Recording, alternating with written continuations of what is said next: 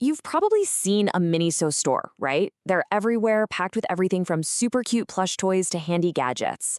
But what if I told you there's a much, much deeper strategy going on, one that has financial heavyweights like Goldman Sachs paying very close attention? Today, we're going to dive into their research and decode the secret sauce behind Miniso's big bet. Let's get into it. And hey, the biggest clue comes right from the top. The company's CEO, Mr. Guofu. He basically says the key isn't just selling things. It's about cultivating self-owned IPs. That's intellectual property. And that one idea, it's the heart of this entire strategy we're about to unpack. So that's the big question, isn't it? Why is a focus on characters and brands getting Wall Street analysts to issue such a confident, optimistic outlook? The answer reveals a really fascinating shift in what modern retail is all about, and it starts with a final verdict from the analysts themselves. All right, first up, we're actually going to start at the end, the conclusion from Goldman Sachs. See, if we understand their verdict first, we can then work backwards and see exactly how they built their case, piece by piece. And here it is. The report reiterates a buy rating. Now, quick heads up, this is not investment advice, okay? What we're doing here is analyzing the why. What signals are these analysts seeing that make them so positive about where this company is headed? So, how did they reach that buy rating? Well, it all starts with the first and honestly the most important pillar of their strategy, intellectual property. This is where Miniso stops being just a retailer and starts becoming a creator of culture and characters people love. Before we get any deeper, let's just make sure we're on the same page with this whole IP thing. We're not talking about complicated patents. In this context, think characters, stories, and brands. Like a popular cartoon character on a t-shirt. That character is the IP.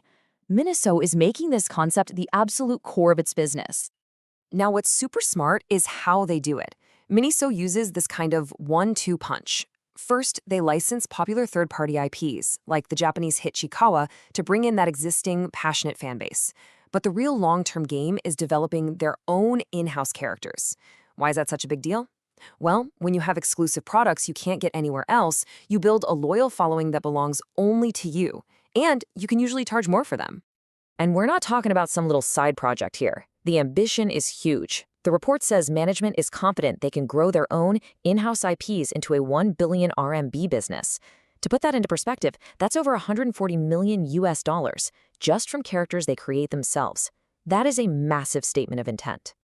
Okay, so you have this amazing portfolio of characters and brands, but an IP is only as powerful as the world it lives in, right? That leads us straight to the second pillar of the strategy, transforming the physical store from just a shop into a real experience, a stage for the IP to come alive. And this is a fundamental shift in thinking. Miniso is moving away from just standardized small format stores. They're now creating what they call immersive IP destinations.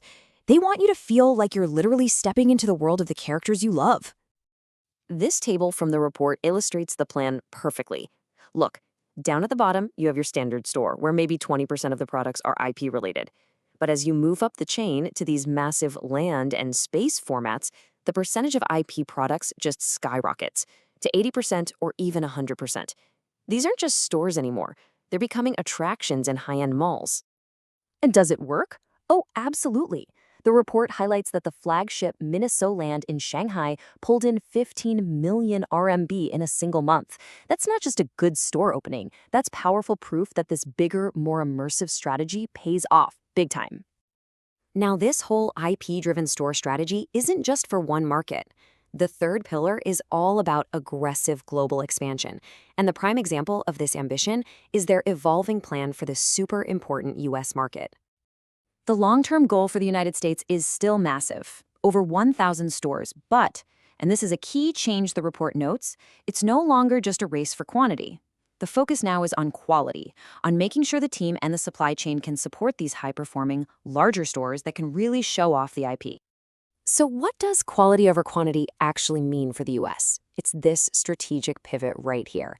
Instead of just focusing on trendy items for younger shoppers, Miniso is aiming to become a one-stop shopping destination for families. They want to be the place you go for your kids' toys, for cosmetics, for gifts, a much broader, more stable customer base. Okay, so let's put it all together. You've got a powerful IP strategy, a brand new immersive store concept to bring all that IP to life, and a focused plan for global growth led by the US. This is the foundation of Goldman Sachs' confidence. The report uses this great analogy, moats. You know, like a moat that protects a castle. Analysts believe Miniso's unique IP collaborations, its growing family of its own characters, and its huge network of stores, all of that creates a powerful defense against competitors. It's something that's really, really hard to copy. Of course, no strategy is risk-free, and the report is clear about the potential hurdles. Analysts are keeping an eye on things like increased competition back in its home market of China, the chance that global expansion doesn't happen quite as fast as planned, geopolitical tensions, and, the higher costs that come with building these bigger, fancier stores. It's a very balanced view. And that really leaves us with this one big final thought. Miniso's strategy suggests a future where winning isn't just about price or how convenient you are. It's about connection, community, and character. It makes you wonder, as retail continues to transform, is the most valuable product no longer what's physically on the shelf, but the story and the world it invites you into?